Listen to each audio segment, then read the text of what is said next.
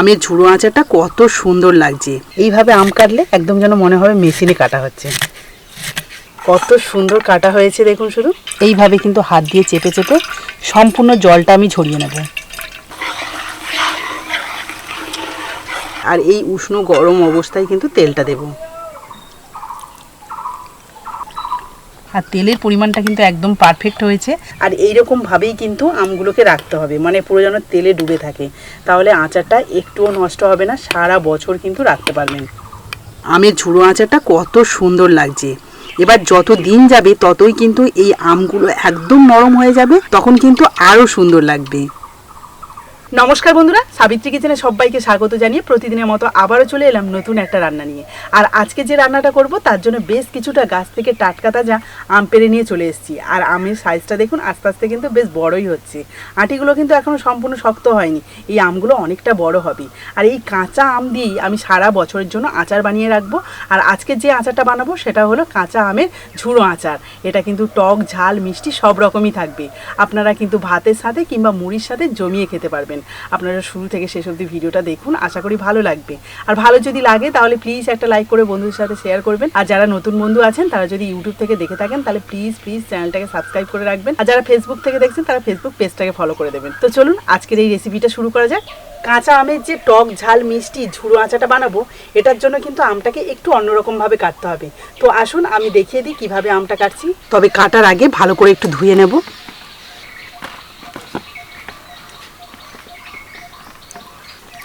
এগুলো জলেই থাক, একটা একটা করে নেব আর একটা একটা করে কাটবো। তো এই যে একটা আম নিয়ে নিয়েছি, আর আমটাকে আমি বটির সাহায্যেই কাটবো। এই যে মুখটা কেটে বাদ দিয়ে দিলাম, আর যে কালো অংশগুলো আছে না, এগুলোকে একটুখানি ছুলে নেব যাতে দেখতে ভালো লাগে, তার জন্যই। ব্যাস, এবার যে ওপরে খোসাটা রয়েছে এটা কিন্তু এরকমই থাকবে। এবার আমি কাটছি, দেখুন এই যে খোসা সমেত কিন্তু যেমনভাবে ঝুড়ো আলু ভাজা কাটা হয় ঠিক তেমনভাবেই আমি কেটে নিচ্ছি।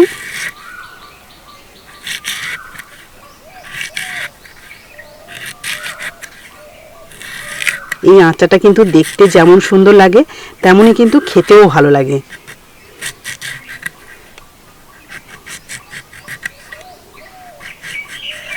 সম্পূর্ণ আমটা দেখুন লম্বা লম্বা করে পিস করে নিয়েছি। আর এটাকে দুটো ভাগে ভাগ করে নেব। এই যে মাঝখানে যে আঁটিটা রয়েছে না, এটাকে কিন্তু বাদ দিয়ে দেব। এই যে তুলে নিলাম।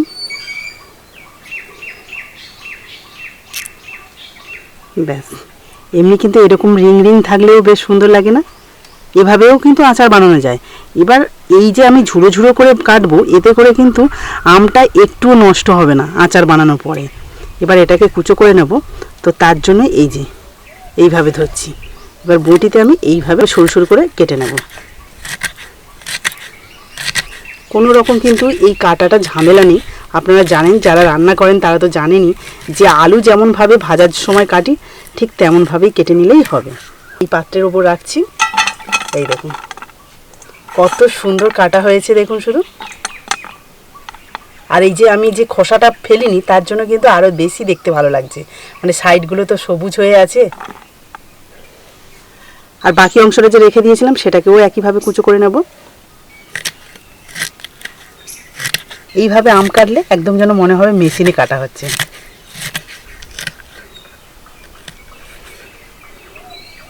এই দেখুন কত সুন্দর কাটা হয়েছে দেখুন। এইভাবে আম কেটে আপনারা যদি আচার বানিয়ে খেয়ে থাকেন অবশ্যই কিন্তু আমাকে কমেন্টে জানাবেন। তো চলুন বাকি আমগুলো একইভাবে কেটে নিই।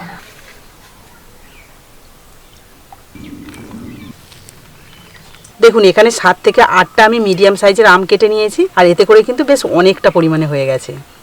এই আমের যে আচারটা হবে এতে করে কিন্তু আমাদের সারা বছর হয়ে যাবে, যেহেতু আমাদের বাড়িতে 4 জন লোক। এবার আপনাদের বাড়িতে যদি বেশি লোক থাকে তাহলে কিন্তু আমের পরিমাণটা একটু বাড়িয়ে কমিয়ে নেবেন। এবার এই কেটে নেওয়া আমের মধ্যে দিয়ে দিচ্ছি 1.5 চামচ মতো নুন।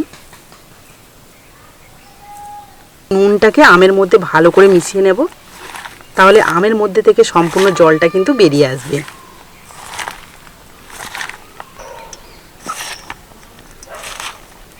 আপনাদের আরও একটা কথা বলা হয়নি, এখানে যে আমটা আমি বটির সাহায্যে কুচো কুচো করে নিয়েছি, আপনারা যদি না পারেন তাহলে কিন্তু গ্রেটারের সাহায্যে গ্রেট করেও নিতে পারেন। নুনটাকে ভালোভাবে আমের মধ্যে মিশিয়ে নিয়েছি আর নরম হয়ে গেছে দেখুন কতটা। তো এইভাবে এটাকে আমি 10 মিনিট রেখে দেবো, এতে করে কিন্তু জল অনেকটাই বেরিয়ে যাবে আম থেকে। আর এটা যতক্ষণ রেস্টে থাকছে ততক্ষণে আমি এই আচারের জন্য মশলাটা রেডি করে নেব।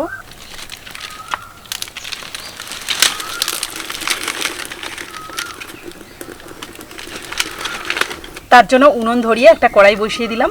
মশলা হিসাবে এখানে আমি নিয়েছি শুকনো লঙ্কা, গোলমরিচ, সাদা জিরে, আর নিয়েছি মেথি, 5 ফোড়ন, আর নিয়েছি 2 চামচ সর্ষে। শুকনো কড়াইতে এগুলোকে হালকা ভেজে নেব। তার জন্য আমি প্রথমে দিয়ে দিচ্ছি শুকনো লঙ্কা। লঙ্কাটাকে হালকা ভেজে নিয়ে বাকি যে মশলাগুলো আছে সেগুলো দেব। লঙ্কাগুলো হালকা ভাজা ভাজা হয়ে গেছে। এবার দিয়ে দিচ্ছি 1 চামচ মেথি, 1 চামচ 5 ফোড়ন, 1 চামচ সাদা জিরে আর গোলমরিচ। আমি আজকে আচারের জন্য যা যা মশলা নিয়েছি এই মশলাতে কিন্তু দারুণ স্বাদ আসবে। তবে আপনাদের পছন্দ মতো যদি আরও কোনো মশলা অ্যাড করতে চান সেটাও কিন্তু দিতে পারেন। বেশ কিছুক্ষণ নাড়াচাড়া করার পর দেখুন কালারটা চেঞ্জ হয়ে গেছে আর দারুণ একটা সুন্দর গন্ধ বেরোচ্ছে ভাজা ভাজা। এবার আমি সর্ষেটা দিয়ে দিচ্ছি। সর্ষেটা কিন্তু আমি এখানে বড় চামচের 2 চামচ দিয়েছি। এবার আপনারা কম বেশি করে নিতে পারেন। এছাড়া আমি এখানে কালো সর্ষে শুধু ব্যবহার করছি, আপনারা চাইলে কিন্তু সাদা সর্ষেও ব্যবহার করতে পারেন।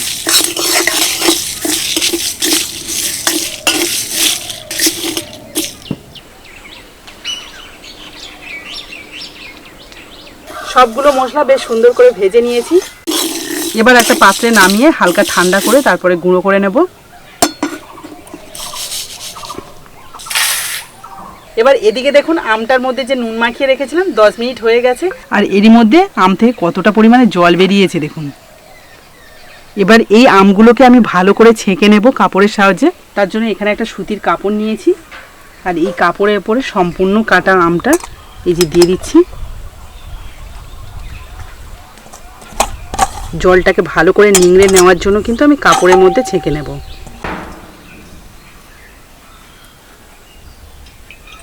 এই দেখুন এইভাবে কিন্তু হাত দিয়ে চেপে চেপে সম্পূর্ণ জলটা আমি ঝরিয়ে নেব। আমের মধ্যে যদি এই জলটা থাকে না তাহলে আমের আচারটা খুব তাড়াতাড়ি নষ্ট হয়ে যাবে। তার জন্য কিন্তু এইভাবে ভালো করে ছেঁকে জলটাকে বের করে দিতে হবে। এই যে এইভাবে যত পাক দেবো ততই কিন্তু জলটা বেরিয়ে আসবে। এই দেখুন সম্পূর্ণ আম থেকে কতটা পরিমাণে জল বেরিয়েছে। এবার এখানে একটা পাত্রের মধ্যে এই আমটাকে নিয়ে নেব। যখন কেটেছিলাম কতটা পরিমাণে আম ছিল বলুন তো, আর এখন দেখুন মুঠোর মধ্যে চলে এসেছে। চিনি, এই দুষ্টু ছেলে চিনি খায়, ক্রিমি হবে তখন বুঝতে পারবি। দুষ্টু কথা। প্রাণী শাকের রস খাই তো আমি। কি খাস? প্রাণী শাকের রস। সেই জন্য চিনি খাবি? এবারে এই জল ঝাড়িয়ে নেওয়া আমের মধ্যে কিছু উপকরণ মিশিয়ে নেব। প্রথমে দিয়ে দিচ্ছি ছোট বাটির 1 বাটি চিনি। শুকনো কড়াইতে যে মশলাটা আমি রেডি করেছিলাম সেই মশলাটা ভালো করে গুঁড়ো করে নিয়েছি। এখান থেকেই আমি 2 চামচ নিয়ে দিয়ে দিলাম। আর দিয়ে দিচ্ছি 1/2 চামচ মতো নুন। তখন তো আমি প্রায় 2 চামচ মতো নুন দিয়েছিলাম, তবে আম থেকে তো জল নিংড়ে নিয়েছি সেই জন্য আবার 1/2 চামচ মতো নুন দিয়ে দিলাম। এবার এটাকে হাত দিয়ে ভালো করে মিশিয়ে নেব।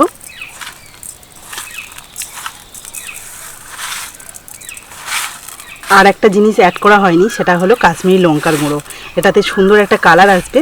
1 চামচ কাশ্মীরি লঙ্কার গুঁড়ো ভালো করে মিশিয়ে নেব।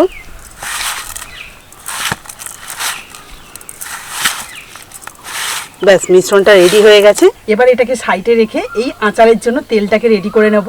তবে দেখতেই পাচ্ছেন যে কড়াইতে কিন্তু তেমন একটা কোনো কাজ নেই, মানে শুকনো মশলাগুলো জাস্ট আমি কড়াইতে ভেজে নিয়েছি হালকা করে, তারপরে তেলটাকে জাস্ট রেডি করব। এই আমটাকে কিন্তু কোনো রকমভাবে আগুনে আমি কিন্তু রেডি করব না, তাও কিন্তু এই আমের আচারটা দারুণ হবে খেতে, এটা দেখতেও বেশ সুন্দর হবে।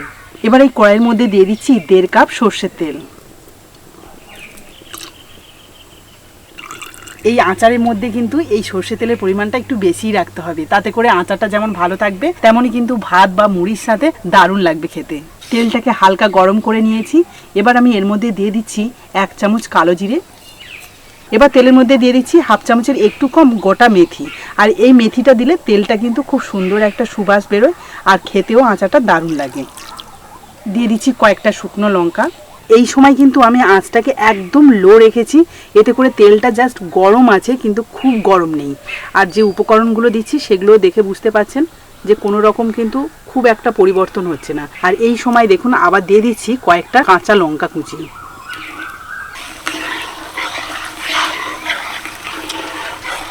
এবার আমি এর মধ্যে দিয়ে দেবো হাফ চামচের একটু বেশি হলুদ গুঁড়ো, আর দিয়ে দিচ্ছি 1 চামচ কাশ্মীরি লঙ্কার গুঁড়ো। ভালো করে মিশিয়ে নেব।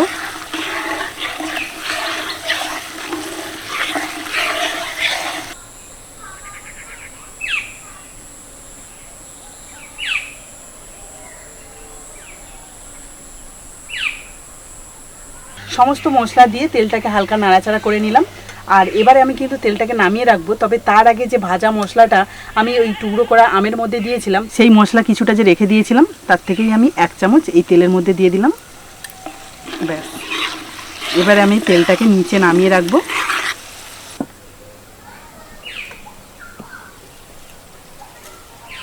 এবার এই আচারটাকে সংরক্ষণ করার পালা। তার জন্য কিন্তু আমি একটা কাঁচের পাত্র নিয়েছি, মানে কাঁচের বয়াম নিয়েছি। আর এই আচারটা সারা বছরের জন্য সংরক্ষণ করতে গেলে অবশ্যই কিন্তু কাঁচের বয়াম নিতে হবে। এটাকে ধুয়ে পরিষ্কার করে একটুখানি আগুনের সামনে ভালো করে গরম করে নিতে হবে, মানে এর মধ্যে যে ছত্রাক থাকে সেটা কিন্তু ভালোভাবে নাশ হয়ে যাবে। তো চলুন এর মধ্যে এবার আমটাকে ভরে নিই। আমের মধ্যে যে চিনি মিশিয়ে রেখেছিলাম তার জন্য কিন্তু চিনিটা অনেকটাই গলে গেছে, আর যেটুকু বাকি আছে এটাতে কোনো অসুবিধা নেই, আস্তে আস্তে গলেও যাবে। তো চলুন এবার আমি আমগুলোকে এই কাঁচের পাত্রের মধ্যে ভরে নিই।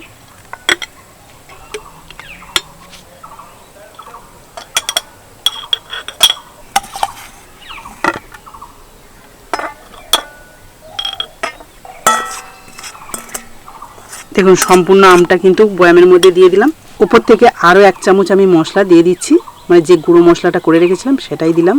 এবার আমি এই তেলটা দিয়ে দেব, তবে তেল কিন্তু খুব একটা গরম নেই, উষ্ণ গরম রয়েছে। আর এই উষ্ণ গরম অবস্থায় কিন্তু তেলটা দেব,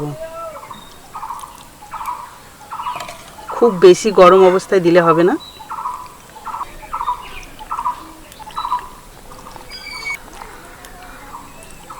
তেল থেকে কিন্তু খুব সুন্দর একটা গন্ধও বেরোচ্ছে, অনেক ধরনের মশলা দেওয়া আছে তো তার জন্য। দেখুন সম্পূর্ণ তেলটা দিয়ে দিয়েছি আর পুরো ভরে গেছে বয়াম। আর আমগুলো কিন্তু পুরো তেলের মধ্যে ডুবে আছে দেখুন। আর এইরকমভাবেই কিন্তু আমগুলোকে রাখতে হবে, মানে পুরো যেন তেলে ডুবে থাকে, তাহলে আচারটা একটুও নষ্ট হবে না, সারা বছর কিন্তু রাখতে পারবেন। ভালো করে কিন্তু আমটাকে মিশিয়ে নিচ্ছি তেলের সাথে। দেখতে কিন্তু অসম্ভব সুন্দর লাগছে, আর তেলের পরিমাণটা কিন্তু একদম পারফেক্ট হয়েছে। এবার দেখুন আমের ঝুড়ো আচারটা কত সুন্দর লাগছে। এবার যত দিন যাবে ততই কিন্তু এই আমগুলো একদম নরম হয়ে যাবে, তখন কিন্তু আরও সুন্দর লাগবে। তো বন্ধুরা দেখতে পেলেন একদম সহজ পদ্ধতিতে আর কম সময়ের মধ্যে এই কাঁচা আমের ঝুড়ো টক ঝাল মিষ্টি আচারটা বানিয়ে নিলাম। আর এটা তো সারা বছরের জন্য সংরক্ষণ করে খেতে পারবেন, আগেই বলে দিয়েছি। আর এখনই কিন্তু এই আমের আচারটা থেকে সুন্দর একটা গন্ধ বেরোচ্ছে, মানে এখনই যেন খাওয়া যাবে মনে হচ্ছে, কিন্তু না, এখন খেলে কিন্তু এই আমগুলো একটু কাঁচা কাঁচা মনে হবে, কারণ আমি তেলটা সম্পূর্ণ গরম করে দিইনি, এটাকে উষ্ণ গরম অবস্থায় ঢেলেছি। এতে করে কিন্তু আমটা সম্পূর্ণ গলে যায়নি। কয়েকদিন রাখার পর এই আমটা কিন্তু খুব সুন্দরভাবে নরম হয়ে যাবে। আপনাদের বাড়িতে বা উঠোনে যদি একটু রোদ্দুর আসে, রোদ্দুরে বসিয়ে রাখবেন, এই ওপরটা একটা সুতির কাপড় ঢাকা দিয়ে, কিংবা যদি বয়ামের ঢাকনা দিয়েও রাখেন কোনো অসুবিধা নেই, তাতেও হবে। এতে করে কিন্তু যে কাঁচের বয়ামের গাটা গরম হবে, ওতেই কিন্তু আমটা সিদ্ধ হয়ে যাবে, আর আমের আচারটা কোনোভাবে নষ্ট হওয়ারও ভয় থাকবে না। তো বন্ধুরা আজকের এই ইউনিক ধরনের আমের আচারটা আপনাদের কেমন লাগলো অবশ্যই কিন্তু কমেন্টে জানাবেন। আর ভালো লাগলে প্লিজ একটা লাইক করে বন্ধুদের সাথে শেয়ার করবেন। আজকের মতো টাটা, পরের দিন আসবো আবার একটা নতুন ভিডিও নিয়ে। ততক্ষণে ভালো থাকবেন, সুস্থ থাকবেন। কাঁচা আমের টক ঝাল মিষ্টি আচারটা দেখুন কতটা লোভনীয় হয়েছে। মশলা দেওয়ার সঙ্গে সঙ্গে কিন্তু কালারও চেঞ্জ হয়ে যাবে। আমি যেভাবে কাঁচা আমের টক ঝাল মিষ্টি আচারটা বানালাম সেভাবে আপনারা একবার বাড়িতে বানিয়ে দেখবেন। এটা কিন্তু অবশ্যই করে সারা বছর সংরক্ষণ করে রাখতে পারবেন এবং টেস্ট হবে অসাধারণ। আচারটা দেখে কিন্তু সত্যি খুবই লোভনীয় লাগছে। নমস্কার বন্ধুরা, সাবিত্রী কিচেনে সবাইকে স্বাগত। বন্ধুরা এখন কিন্তু কাঁচা আমের দিন শেষ প্রায়, এবার আসছে পাকা আমের সময়। তবে তার আগে আমি বেশ 1 গামলা মতো আম নিয়ে চলে এসেছি। এগুলো কিন্তু কাঁচা আমই আছে।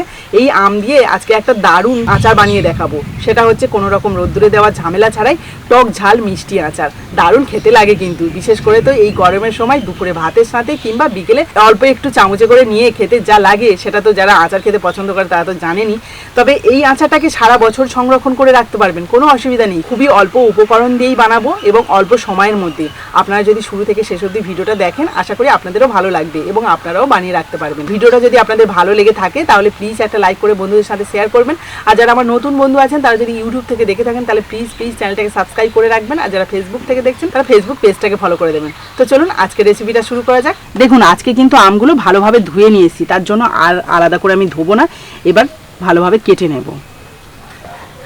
এই আচারটাও আপনারা খোসা সমেত বানাতে পারেন, কোনো অসুবিধা নেই। তবে খোসা ছাড়িয়েও বানালে সেটা আরও ভালো লাগবে খেতে। আমার মনে হয় সবার পছন্দ এক থাকে না, সেই জন্য আপনাদের অপশানটাও বলে দিলাম।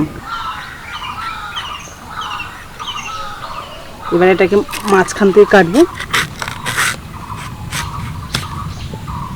এই দেখুন আটিটা কিন্তু অনেকটাই শক্ত হয়ে গেছে, তবে আটি শক্ত হলে আচারটাও কিন্তু ভালো হয়। এটাকে আমি 3 টুকরো করে নেব। মিষ্টি আমের আচার বানানোর জন্য আমকে দুভাবে কাটা যায়, একটা এরকম চৌকো চৌকো করে আর একটা কিন্তু এরকম লম্বা লম্বা করে। এবার আপনাদের পছন্দ, যেটা ভালো লাগবে সেভাবে কেটে নেবেন। আমি এখানে মুড়ি চালানোর জন্য যে চালুনি থাকে তার উপরেই কিন্তু আমগুলো রাখছি।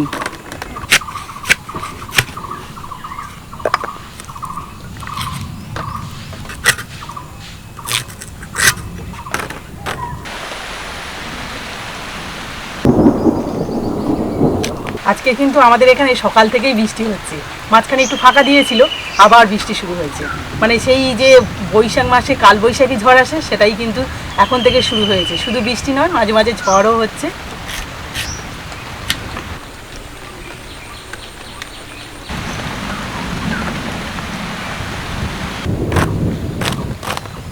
দেখুন সবগুলো আম কিন্তু বেশ সুন্দর করে কেটে নিয়েছি। দেখুন চালানিটা প্রায় ভর্তি হয়ে গেছে, এতটাই আম কেটেছি। যেহেতু আমি এই কাঁচা আম শেষ মুহূর্তে এসে আচারটা বানিয়ে রাখছি সারা বছরের জন্য, সেজন্যই কিন্তু বেশি করে আম কেটেছি। তো এইবারে এই আমের মধ্যে আমি মাখিয়ে নেব হলুদ গুঁড়ো, নুন দেবো না। নুন দিলেই কিন্তু জল বেরিয়ে যাবে, তখন কিন্তু রোদ্দুরে দেওয়ার ব্যাপার থাকবে। মানে ঘন্টা 2-3 যদি রোদ্দুরে দেওয়া যায় নুন আর হলুদ গুঁড়ো দিয়ে, তাহলেই কিন্তু আচারে কোনো রকম সমস্যা হয় না। যেহেতু এটা আমি কোনো রকম রোদ্দুরে দেবো না, তার জন্য কিন্তু শুধুমাত্র হলুদ গুঁড়ো মাখিয়ে নেব। এতে করে আচারটা সংরক্ষণ করতে সুবিধা হবে। আমি প্রায় 1 চামচ মতো হলুদ গুঁড়ো নিয়ে নিচ্ছি।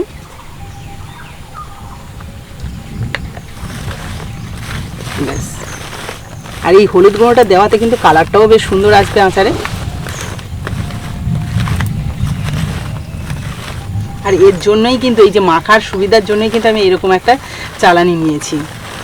আর একটা কথা বলে রাখি, এই হলুদ গুঁড়োটা দেওয়াতে আমগুলো কিন্তু কোনো রকম কালচে ভাব আসবে না, কারণ আটা সমেত তো রয়েছে আমগুলো। কিন্তু দেখুন কোনো রকম কালচে ভাব নেই। এর পরেও যদি আধা ঘন্টা বা 1 ঘন্টাও রেখে দেন তাও কিন্তু কোনো রকম কালচে ভাবটা আসবে না। এবার এটাকে আমি এইভাবে সাইডে রেখে দেবো।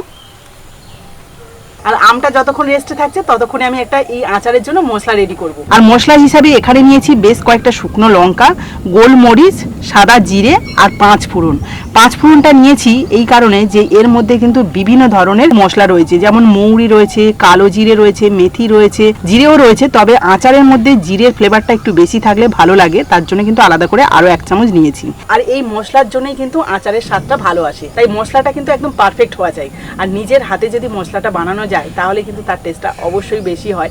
তবে আপনারাও চেষ্টা করবেন এরকম 5 ফোড়ন নেওয়া। 5 ফোড়নের মধ্যে সমস্ত কিছু থাকে, তাই আলাদা করে মৌরি বা ধনে বা জিরে এইসব নিতেই হয় না। তবে আমি আপনাদের দেখিয়েও দিলাম যে আলাদা করে কোনগুলো নেবেন। তো চলুন এবার উনুনটা ধরিয়ে মশলাটাকে ভেজে নিই। ভালোভাবে উনুনটা ধরে গেছে, এবার একটা কড়াই বসিয়ে দিচ্ছি। শুকনো কড়াইয়ের মধ্যে প্রথমে দিয়ে দিচ্ছি শুকনো লঙ্কাগুলো, কারণ শুকনো লঙ্কাগুলো ভাজতে একটু সময় লাগে। আমি এখানে প্রায় 1.5 থেকে 2 কেজি মতো আম নিয়েছি, তার জন্যই কিন্তু বেশ অনেকগুলো শুকনো লঙ্কা দিয়েছি। আপনারা যদি ঝাল বেশি খেতে পছন্দ করেন তাহলে আরও বেশি বাড়িয়ে দিতে পারেন, আবার যদি ঝাল একটু কম খান তাহলে এই শুকনো লঙ্কার পরিমাণটা একটু কমিয়ে দেবেন। তবে এই আচারে কিন্তু শুধুমাত্র শুকনো লঙ্কাটাই বেশি ভালো লাগে, কাঁচা লঙ্কা কিন্তু কোনোভাবেই যায় না। লঙ্কাগুলো হালকা ভেজে নিলাম। এবার বাকি যে মশলাগুলো আছে সেগুলো দিয়ে দিচ্ছি। আর এখানে পরিমাণটাও বলে দিয়েছি যে এখানে কিন্তু আমি 5 ফোড়নটা প্রায় 2.5 চামচ মতো নিয়েছি, সাদা জিরে নিয়েছি 1 চামচ আর কয়েকটা গোলমরিচ। আপনারা চাইলে কিন্তু এই আচারের মধ্যে সর্ষেও ব্যবহার করতে পারেন, তবে আমার মনে হয় সর্ষেটা দিলে একটু তিতকুটি ভাব চলে আসতে পারে, সেই জন্য কিন্তু আমি সর্ষেটাকে বাদ দিয়েছি। মশলা থেকে কিন্তু সুন্দর একটা ভাজা ভাজা গন্ধ বেরোচ্ছে। এবারে আমি নামিয়ে নেব। মশলাটা ভালোভাবে ঠান্ডা হলে তারপরে কিন্তু গুঁড়ো করে নেব। তবে তার আগে কড়াইতে কিন্তু আচার বানানোটা শুরু করে দিচ্ছি। প্রথমে কড়াইতে দিয়ে দিচ্ছি সামান্য একটু সর্ষের তেল। আর এই তেলটা না দিয়েও কিন্তু আচার বানানো যায়, যেহেতু আমি ফোড়ন ব্যবহার করব তার জন্যই কিন্তু এই তেলটা দেওয়া, খুবই সামান্য, মানে ওই 1 চামচ মতোই তেল দিয়েছি। তেলের মধ্যে ফোড়ন হিসাবে দিয়ে দিচ্ছি এই যে 3 টুকরো তেজপাতা, 2টো শুকনো লঙ্কা, আর দিয়ে দিচ্ছি 1 চামচ 5 ফোড়ন। আচার মানেই 5 ফোড়নটা সবসময় ব্যবহার করবেন, তাহলে কিন্তু টেস্টটা সত্যি খুব ভালো আসে। ফোড়নটাকে হালকা ভেজে নিয়েছি, এই দেখুন কালারটা কিন্তু হালকা চেঞ্জ হয়েছে। এই অবস্থায় দিয়ে দেবো এই যে হলুদ মাখিয়ে রাখা আমগুলো।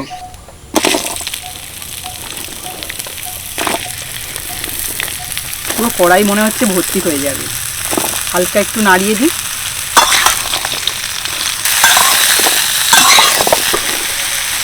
মনে হচ্ছে কড়াইতে আর ধরবে না, এই দেখুন, মানে একটু নাড়তে অসুবিধা হবে, ম্যানেজ করে নেব। সারা বছরের জন্য আচার বানাচ্ছি, সেটাতে একটু বেশি পরিমাণে বানাতে হবে, তা না হলে তো অল্প দিনের মধ্যেই শেষ হয়ে যাবে। পরে তো আমরা এই কাঁচা আমটা পাবো না, তার জন্যই কিন্তু এখন বেশি করে বানানো। আমগুলো যে এই যে ফোড়নের মধ্যে একটু নাড়াচাড়া করে নিচ্ছি, এতে করে কিন্তু এই আমের গায়ে যে একটা ভিজে ভিজে ভাব থাকে সেটা কিন্তু অনেকটাই কমে যাবে।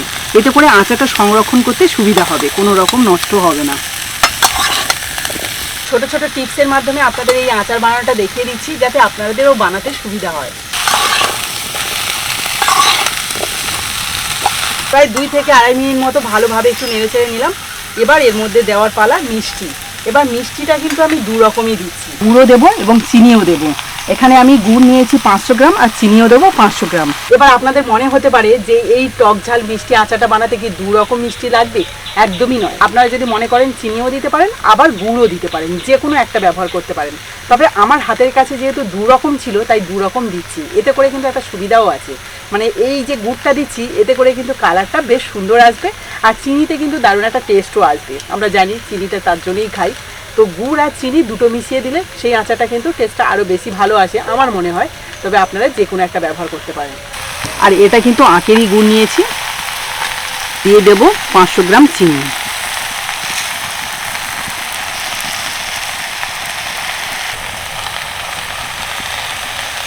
সমস্ত চিনি আর গুড় দেওয়া হয়ে গেল, মানে মিষ্টিটা সব দেওয়া হয়ে গেছে। এবারে আমি লো আঁচে এটাকে নাড়াচাড়া করব।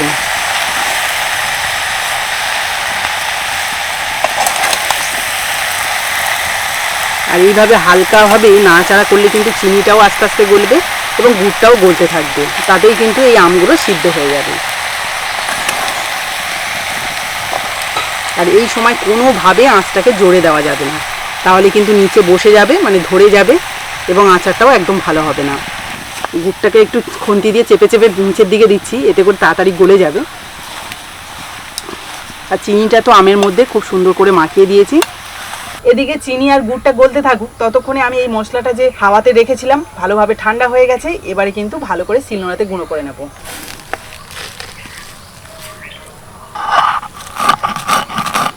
আর এটা কিন্তু খুব মিহি করে গুঁড়ো করা যাবে না, একটু দানা দানা রাখতে হবে। আপনারা দেখুন কীভাবে রাখছি আমি।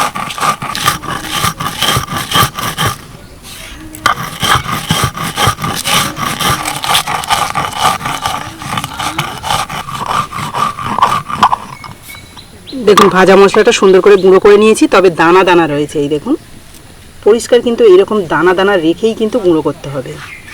তো চলুন একটা বাটিতে তুলে নিচ্ছি। আর এদিকে দেখুন আমের মধ্যে কিন্তু চিনি আর গুড়টা ভালোভাবে গলে গিয়ে জল বেরিয়েছে কতটা, মানে রস এটা অনেকটাই কিন্তু বেরিয়েছে। এতেই আমগুলো ভালোভাবে সিদ্ধ হবে।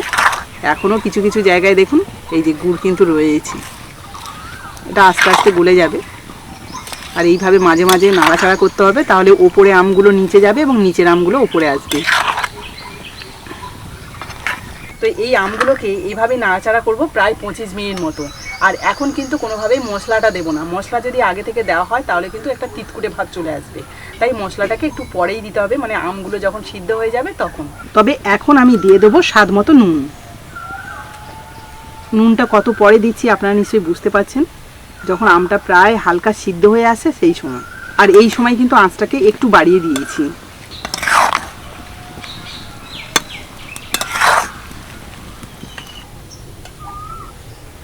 তো বন্ধুরা ফিরে এলাম 15 মিনিট পর। দেখুন 15 মিনিটের মধ্যেই কিন্তু আমগুলো খুব ভালোভাবে সিদ্ধ হয়ে গেছে আর অনেকটা কমে গেছে। দেখতেই পাচ্ছেন এটা কিন্তু ভরে ছিল, সেটা দেখুন অনেকটাই কমে এসছে। আর এটা মাটির উনুন বলেই কিন্তু ভালোভাবে জ্বলছিল আর এই যে ঠিকঠাকভাবে রেডিও হয়ে গেছে। আমার মনে হয় গ্যাসের থেকে মাটির উনুনেই রান্নাবান্না বেশ সুন্দর হয়। যেহেতু আমি মাটির উনুনে রান্না করি তার জন্যই আমার মনে হয়। তবে আপনারা যারা গ্যাসে রান্না করেন তাদের ক্ষেত্রে আবার গ্যাসটাই বেশি সুবিধা বলে মনে করেন। তো যাই হোক, আমগুলো যেহেতু এখন ভালোভাবে সিদ্ধ হয়ে গেছে তাই আমি যে মশলাটা আমি গুঁড়ো করে রেখেছি তার অর্ধেকটা এখন দিয়ে দেবো। দিয়ে দিচ্ছি মশলা। মশলা দেওয়ার সঙ্গে সঙ্গে কিন্তু কালারও চেঞ্জ হয়ে যাবে। প্রায় 1.5 চামচ মতো মশলা দিয়ে দিলাম। এবার ভালো করে নাড়িয়ে চাড়িয়ে নেব।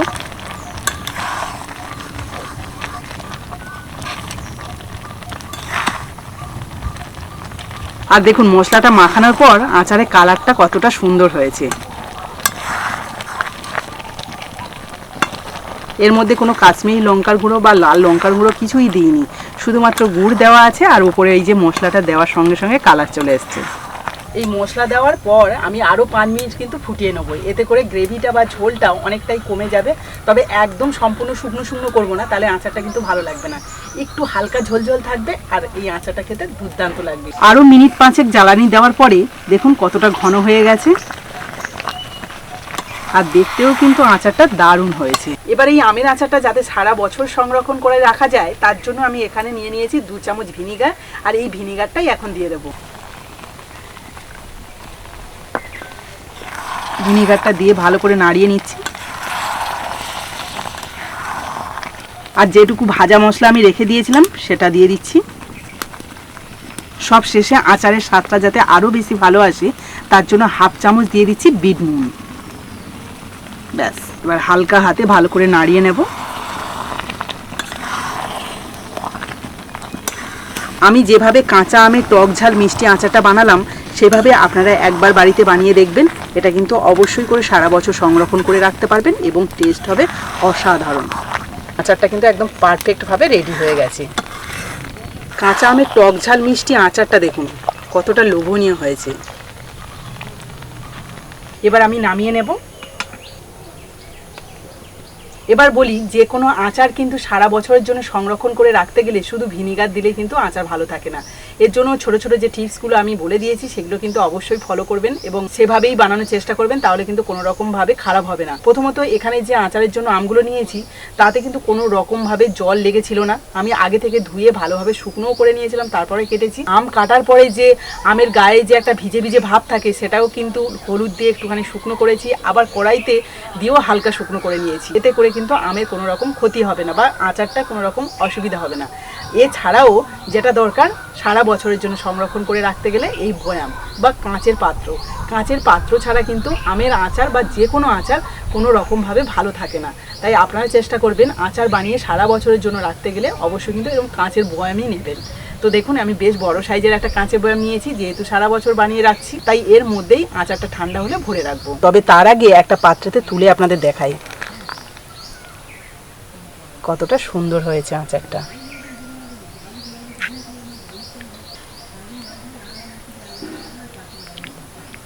কয়েকটা আম ঘেটে গেছে, আবার কয়েকটা আম এরভাবে গোটা গোটা আছে। এতে করে কিন্তু 2 রকম ফ্লেভার বা 2 রকম স্বাদ পাবেন এই আচারে।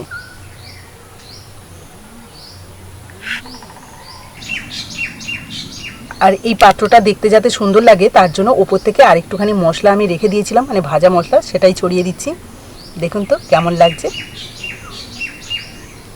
আচারটা দেখে কিন্তু সত্যি খুবই লোভনীয় লাগছে। তবে আপনাদের কেমন লাগছে অবশ্যই কিন্তু কমেন্টে জানাবেন।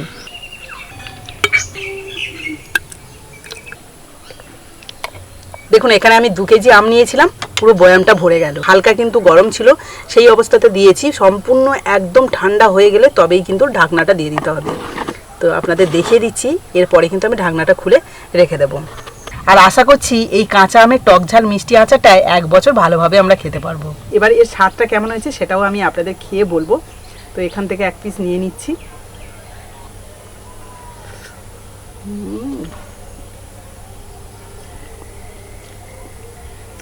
টেস্ট হতে বাধ্য, কারণ আচারের যা উপকরণ দিয়েছি এগুলোতে অবশ্যই করে আচার টেস্ট হয়। তাই আপনারা এভাবেই বানাবেন। মিষ্টি মশলা সব একদম পারফেক্টই হয়েছে। তো বন্ধুরা, আজকের এই রেসিপিটা যদি আপনাদের ভালো লেগে থাকে তাহলে প্লিজ একটা লাইক করে বন্ধুদের সাথে শেয়ার করবেন। তো আজকের মতো টাটা, পরের দিন আসছি আবার একটা নতুন ভিডিও নিয়ে। ততক্ষণে ভালো থাকবেন, সুস্থ থাকবেন। এই গরমের দিনে এরকম দুপুরবেলা আমের আচার খেতে কিন্তু দারুণ লাগে, সেটা যদিও আবার হয় মিষ্টি আচার, দারুণ দারুণ যাকে বলে। নমস্কার বন্ধুরা, সাবিত্রী কিচেনে সবাইকে স্বাগত জানিয়ে প্রতিদিনের মতো আবারও চলে এলাম নতুন একটা রান্না নিয়ে। আর আজ আমি আপনাদের সাথে শেয়ার করব এই গরমে সবথেকে মুখরোচক এবং মুখে লাগার মতো একটা রেসিপি, যেটার নাম হলো মিষ্টি আমের আচার। এখন তো বাজার থেকে শুরু করে প্রত্যেকের বাড়িতেই কম বেশি আম আসছে, আর এই আম দিয়ে বিশেষ করে তো এখন কচি আম রয়েছে, মানে আটিটা কম রয়েছে, আর এই আম দিয়েই কিন্তু এই মিষ্টি আচারটা দারুণ লাগবে খেতে। আপনারা অবশ্যই শুরু থেকে শেষ অবধি ভিডিওটা দেখবেন, আশা করি ভালো লাগবে। আর ভালো যদি লাগে তাহলে প্লিজ একটা লাইক করে বন্ধুদের সাথে শেয়ার করবেন। আর যারা নতুন বন্ধু আছেন তারা যদি ইউটিউব থেকে দেখে থাকেন তাহলে প্লিজ চ্যানেলটাকে সাবস্ক্রাইব করে রাখবেন। আর যারা ফেসবুক থেকে দেখছেন তারা ফেসবুক পেজটাকে ফলো করে দেবেন।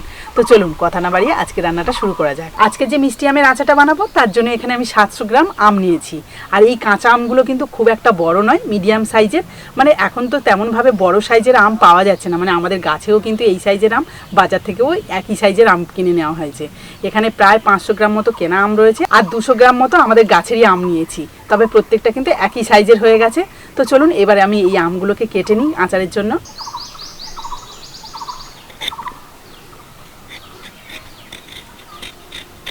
প্রথমে আমি খোসাটা ছাড়িয়ে নিচ্ছি।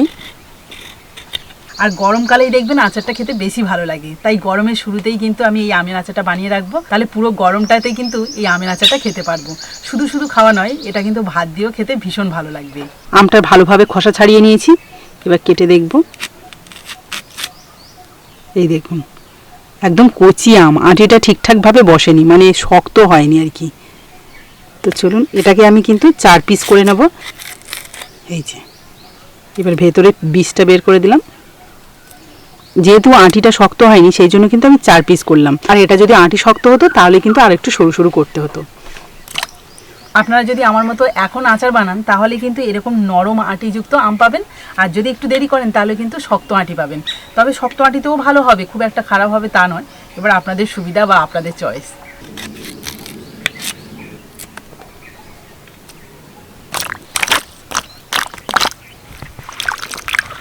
বেশ অনেকটাই কিন্তু আম হয়েছে। এবার এই কেটে নেওয়া আমগুলোকে জল ঝাড়িয়ে নেবো ভালো করে, আর তারপরে গাটাকেও একটু শুকনো করে নেবো। তার জন্য দেখুন এখানে একটা সুতির কাপড় বিছিয়ে রেখেছি, এর ওপরেই কিন্তু ভালো করে আমগুলো জল ঝাড়িয়ে রাখবো।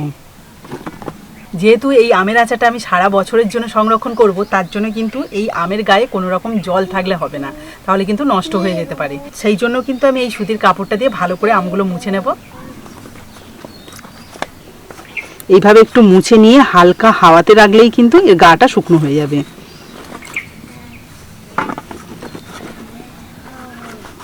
আমগুলো কিন্তু ধুয়েও কাটা যেত, তবে সেক্ষেত্রে কি হয় বলুন তো, কাটার পরেও একটা কালচে ভাব চলে আসে, তাই জন্য কিন্তু আমি কেটেও ধুলাম। কাপড়টা সরিয়ে নিয়েছি, আর এখন কিন্তু আমগুলো অনেকটাই শুকনো ভাব এসে গেছে। তো এইভাবে আমগুলোকে আরও 3 থেকে 4 মিনিট মতো রেখে দেবো, তাহলে আরও ভালোভাবে গাটা শুকনো হয়ে যাবে। আর ততক্ষণে কিন্তু আমি উনুন ধরিয়ে একটা মশলা রেডি করে নেব এই আচারের জন্য। উনুন ভালোভাবে ধরিয়ে নিয়ে একটা কড়াই বসিয়ে দিচ্ছি। কড়াইয়ের মধ্যে দিয়ে দিচ্ছি 4টে শুকনো লঙ্কা, আর এর সাথে দিয়ে দিচ্ছি 1 চামচ জিরে আর মরিচ, গোটা গোলমরিচ এখানে 4 থেকে 5টা দিলাম, আর দিয়ে দিচ্ছি এলাচ আর দারচিনি। এখানে কিন্তু খুব বেশি মশলা দিইনি, যা মশলা দিয়েছি এই মশলাতে কিন্তু দারুণ টেস্ট হবে এই মিষ্টি আচারটা। হালকা করে ভেজে নেব, প্রায় 1 থেকে 1.5 মিনিট মতো ভালোভাবে ভেজে নিয়েছি, একদম লো টু মিডিয়াম আছে। আর এর জন্য কিন্তু সুন্দর একটা ভাজা ভাজা গন্ধও বেরিয়েছে। এবার আমি একটা পাত্রে নামিয়ে নিয়ে হালকা ঠান্ডা করে তারপরে শিলনোড়াতে গুঁড়ো করে নেব। এবার উনুনে আঁচটা দেখুন নেই বললেই চলে, মানে একদমই খুব কম আঁচ রয়েছে। এই আঁচেই আমি কড়াটা বসিয়ে রাখবো। এবার এই শুকনো কড়াইয়ের মধ্যে দিয়ে দেবো কেটে রাখা আম, আর আমগুলো কিছুক্ষণ এই যে হাওয়াতে রাখাতে একদম গাটা শুকনো হয়ে গেছে, কোনো রকম কিন্তু জল নেই। এবার এই আমগুলোকে আমি কড়াইয়ের মধ্যে দিয়ে দিচ্ছি। আমের মধ্যে দিয়ে দিচ্ছি চিনি, এখানে আমি 1/2 কাপ চিনি নিয়েছি। আর এখানে কিন্তু চিনির পরিমাণটা যথেষ্ট কম রয়েছে, কারণ আমি এখানে বাতাসা ব্যবহার করব। আর এই বাতাসাটা দিলে কিন্তু কালারটা যেমন সুন্দর আসবে আর তেমনই কিন্তু এই আচারটা খেতে ভালোই লাগবে। আপনাদের হাতের কাছে যদি এই বাতাসাটা না থাকে তাহলে কিন্তু গুড় ব্যবহার করতে পারেন, তাতেও কিন্তু বেশ সুন্দর একটা কালার আসে। আমি এখানে কালার এবং মিষ্টির জন্য 1 কাপ মতো বাতাসা দিয়ে দিচ্ছি। মোট এখানে কিন্তু মিষ্টি ব্যবহার করেছি 1.5 কাপ, মানে চিনি 1/2 কাপ আর বাতাসা 1 কাপ। তবে বারবার আমি এখানে কিন্তু লক্ষ্য করতে বলবো যে আঁচটা কিন্তু একদম লো রেখেছি। আপনারা কিন্তু কড়ার নিচে নামিয়ে এই মিষ্টিটাও যোগ করতে পারেন। এবার হালকা করে নেড়ে চেড়ে নেব। আস্তে আস্তে ওই যে আঁচটা থাকবে আর এদিকে কিন্তু চিনি বাতাসা গলতে থাকবে। এতে কিন্তু কোনোভাবে জল ব্যবহার করা যাবে না। এখানে যদি আঁচটা কোনোভাবে বেশি হয়ে যায় তাহলে কিন্তু সঙ্গে সঙ্গে আমটা একটু কালচে ভাব চলে আসবে, মানে পুড়ে যেতে পারে বা কড়াইতে লেগেও যেতে পারে। তার জন্যই আমি আঁচটাকে একদম লো রেখেছি। এই দেখুন চিনিটা কিন্তু আস্তে আস্তে গলা শুরু হয়ে গেছে আর বাতাসাটা একটু সময় লাগবে, তার জন্য হালকা করে এইভাবে নাড়াচাড়া করব। আচ্ছা, এখানে আরও একটা কথা বলে রাখি, আমি এই যে চিনি আর বাতাসাটা যে এইভাবে লো আঁচে গলাচ্ছি, এটা যদি আপনাদের অসুবিধা হয়ে থাকে তাহলে কিন্তু আর একটা সুবিধার কথা আপনাদের বলে দিই। সেটা হলো আপনারা এমনি শুকনো অবস্থাতে এই যে আমগুলোর মধ্যে চিনি বা বাতাসা দিয়ে কিছুক্ষণ ডুবিয়ে রাখতে পারেন, মানে আধা ঘন্টা রেখে দেবেন। তাহলে দেখবেন আস্তে আস্তে চিনি বা বাতাসা গলতে থাকবে আর কিছুটা জলও বেরিয়ে আসবে। তারপরে আপনারা উনুনে নিয়ে গিয়ে সেটাকে ভালোভাবে জাল দিয়ে নেবেন, তাহলে কিন্তু আচারটা রেডিও হয়ে যাবে আর তাতে করে কোনো রকম অসুবিধাও হবে না। দেখুন প্রায় আরও 5 মিনিট মতো আমি কিন্তু একদম লো আঁচে বসিয়ে রেখেছি। এতে করে বাতাসা আর চিনি গলে গিয়ে রস বেরিয়েছে দেখুন কতটা। আর এই রসেই কিন্তু আমগুলো সিদ্ধ হবে। আরও কিছুক্ষণ জ্বালানি দেওয়াতে সম্পূর্ণভাবে কিন্তু চিনি বাতাসা গলে গেছে। আর তারপরে আস্তে আস্তে দেখুন এই যে আমের কালারটাও চেঞ্জ হচ্ছে। আর এগুলোর মধ্যে যখন এই চিনি বাতাসার রসটা ঢুকবে তখন কিন্তু কালারটা আরও বেশি সুন্দর হবে। আরও 5 মিনিট মতো ভালো করে ফুটিয়ে নেব। তবে এই সময় আমি এর মধ্যে দিয়ে দেবো স্বাদ মতো নুন। ভালো করে মিশিয়ে নেব। আমগুলো কেমন ফুলে যাচ্ছে দেখুন শুধু। আরও কিছুক্ষণ আমি ভালোভাবে জ্বালানি দিয়েছি, এতে করে কিন্তু মিষ্টির রসটা খুব সুন্দরভাবে আমের মধ্যে গেছে। এবার আমি এর মধ্যে দিয়ে দেবো ভাজা মশলা। ভাজা মশলাটা দেখুন একটু দানা দানা করে গুঁড়ো করে নিয়েছি, সেটা এই যে প্রায় 1 চামচ মতো দিয়ে দিলাম। এবার হালকা করে চামচ দিয়ে মিশিয়ে নিচ্ছি।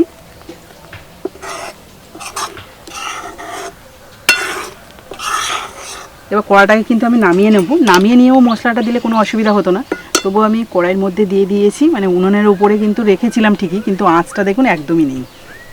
আমের আচারটা দেখুন কিছুক্ষণ নামিয়ে নিয়ে ঠান্ডা করে নিয়েছি আর এতে করে কিন্তু সুন্দর একটা কালার লাগছে না? ওই যে গুঁড়ো মশলাটা দেওয়ার জন্য কিন্তু আরও বেশি সুন্দর লাগছে। তো চলুন একটা পাত্রে সার্ভ করে আপনাদের একটু দেখাই। এই দেখুন একটু ঝোলঝোলও রেখেছি, এটাতে করে কিন্তু খেতে ভালোই লাগবে।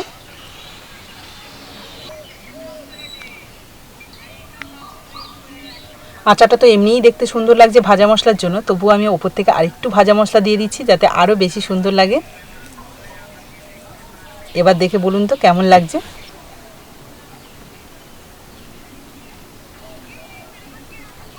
এবার ওই আচার থেকে অল্প একটু আচার এই যে বাটিতে করে নিয়ে নিয়েছি, খেয়ে আপনাদের বলবো এর স্বাদটা কেমন হয়েছে। আমি হাত দিয়েই খাচ্ছি।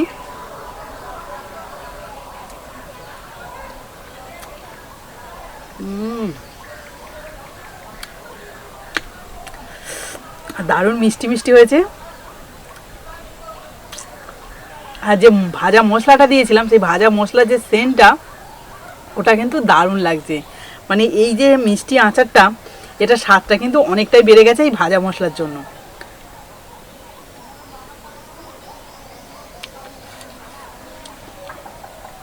এই গরমের দিনে এরকম দুপুরবেলা আমের আচার খেতে কিন্তু দারুণ লাগে, সেটা যদিও আবার হয় মিষ্টি আচার। তো বন্ধুরা আজকের এই মিষ্টি আমের আচারের রেসিপিটা আপনাদের কেমন লাগলো অবশ্যই কিন্তু কমেন্টে জানাবেন। আর ভালো লাগলে প্লিজ একটা লাইক করে বন্ধুদের সাথে শেয়ার করবেন। আজকের মতো টাটা, পরের দিন আসবো আবার একটা নতুন ভিডিও নিয়ে। ততক্ষণে ভালো থাকবেন, সুস্থ থাকবেন।